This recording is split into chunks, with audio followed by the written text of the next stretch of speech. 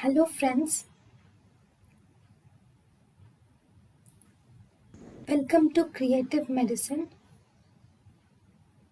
In this lecture, we will learn about. Hello friends, let us now learn some important points about the morbidly adherent placenta. See, morbidly adherent placenta is here the placenta gets attached to the uh, myometrium very tightly. See, I'll just show you the deciduea first so that you will understand this in a better way. Okay, so this is the myometrium. Okay, I'm drawing the myometrium with this color. So this uh, yeah, this is myometrium, brown color, and then we have the blastocyst is implanted in the endometrium, and we have the endometrium, which I'm drawing it in blue. Okay, not in blue, I'll draw it in light blue. Yeah, so that I can even draw over this. Yeah, so this is the endometrium which you see. Okay, so this is the endometrium, and this endometrium will even cover the blastocyst. Right, in the pregnant woman the endometrium gets differentiated and it forms the decidua. Okay, this is the endometrium in the pregnant woman, is nothing but it is also called as decidua. It undergoes differentiation to mainly form the decidua. Decidua is nothing but the endometrium. Now between the this is the blastocyst. Between the blastocyst and the myometrium, we have this decidua which is present. The decidua which is present between the blastocyst and the myometrium. This decidua is called as decidua basalis. Right? Now, there is one more endometrium which is present between the uterine cavity and the blastocyst. The decidua present between the uterine cavity and blastocyst, this one is called as the decidua capsularis, because it is like a capsule to the blastocyst. Okay, then the decidua which is present, this decidua, the rest of the decidua which is present here, this whole decidua is called as decidua parietalis. This is called as decidua parietalis. Okay, so these are the different types of decidua which we have. Right, in this morbidly adherent placenta, there is absence of this decidua basalis. So, if decidua basalis is completely absent, now here the problem is there is absence of this decidua basalis. Then how will be the picture? I'll just show you. Right, normally this decidua basalis, over here the placenta will get attached to it. Placenta attaches to the baby in the decidua basalis, but this decidua basalis is absent. Then the placenta directly gets attached to the myometrium. Right, now if this is the myometrium, now what happens is the placenta will get attached directly to the myometrium. So I'm just drawing the placenta in a red color this time. Okay, now the placenta directly gets attached to this myometrium. If the decidua basalis is present, it would have got attached to the decidua basalis, but in this morbidly adherent placenta condition, this decidua basalis is absent. Then where should it get attached? It will get attached to the myometrium. Right.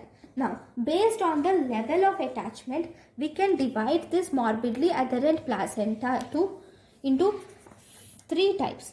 One, we have placenta ecreta, then we have placenta increta, then we have placenta percreta. In placenta ecreta, I'll just draw here itself. In placenta ecreta, if this is the myometrium, and here the placenta just gets attached to it. It does not go inside the myometrium. That is placenta ecreta. Then if you see placenta increta, it will infiltrate or invade the myometrium to a less extent. that is placenta increta. Then in placenta percreta, it completely penetrates the myometrium. The placenta will completely penetrate the myometrium.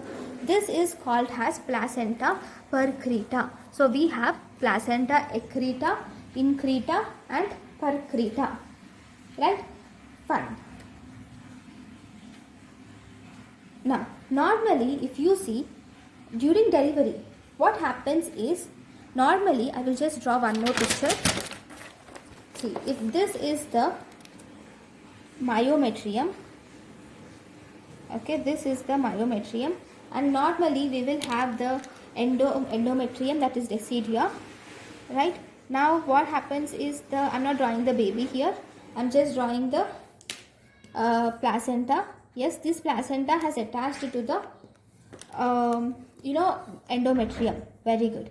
During delivery, this placenta starts separation by a plane of placental separation. Here a small plane will form. Here during delivery you will see a formation of small plane in the endometrium, and this decidia which is seen during delivery is called as decidia and spongiosum. This decidia spongiosum will be very it won't be tightly adherent, it is loosely present. So as a result, this placenta can easily come out. Okay, but what happens in this morbidly adherent placenta is, in morbidly adherent placenta, I am drawing it here, there is no decidia itself. First of all, there is no decidia basalis. There will be other decidia, but decidia basalis is absent, and as a result, the placenta is attached to the myometrium, and there is no decidia spongiosum. Right here you are not seeing any type of this decidia spongiosum, and as a result, there is no formation of plane between the placenta and the myometrium, so the placenta does not come out.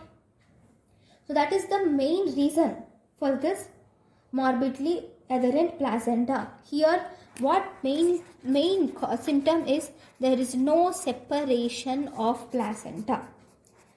When there is no separation of placenta, that is, the placenta becomes retained in the uterus, which is called as retained placenta.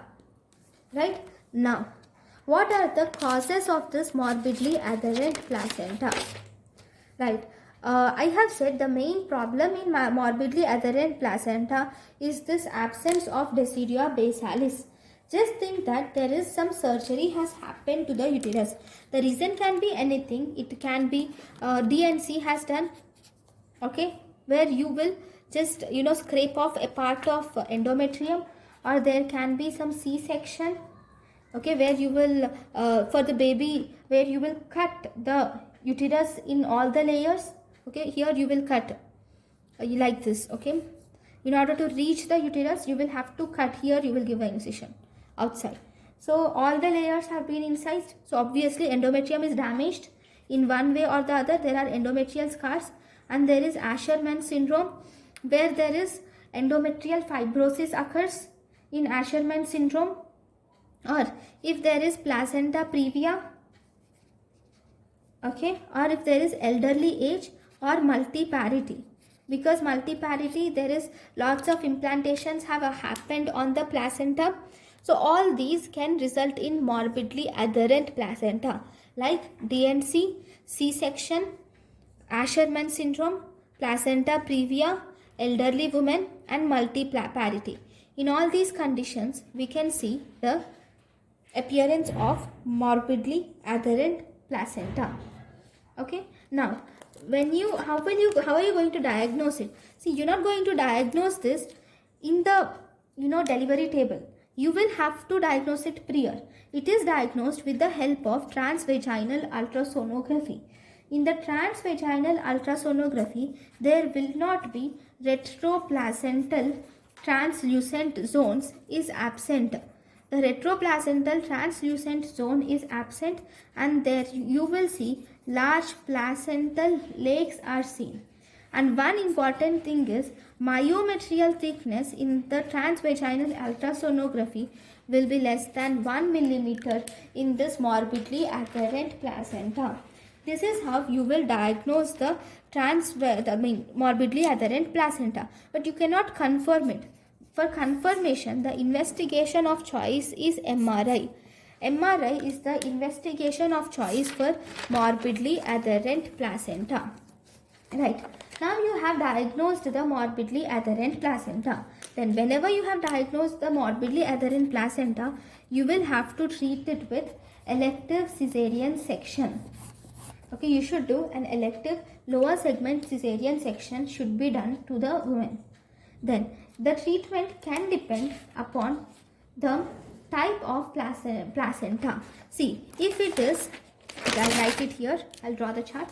If it is placenta increta or placenta percreta, okay, in this you should do a classical cesarean section, and after cesarean section immediately you should do hysterectomy, because it is almost in, if you see in increta and percreta, the placenta has gone into the myometrium into such a depth that it is impossible to remove the placenta, and removal of placenta is very important for the survival of the mother, because if placenta is retained, then it can lead to puerperal sepsis, and it can cause even death of the mother due to sepsis. So you should remove the placenta. So because placenta removal is impossible in this increta and percreta, we prefer doing hysterectomy. Then if you do placenta accreta, if you see placenta accreta, here you do lower segment cesarean section is done, and here the thing depends upon the gravida. If she is multigravida woman, then obviously you do not need to preserve the uterus, so you can do hysterectomy.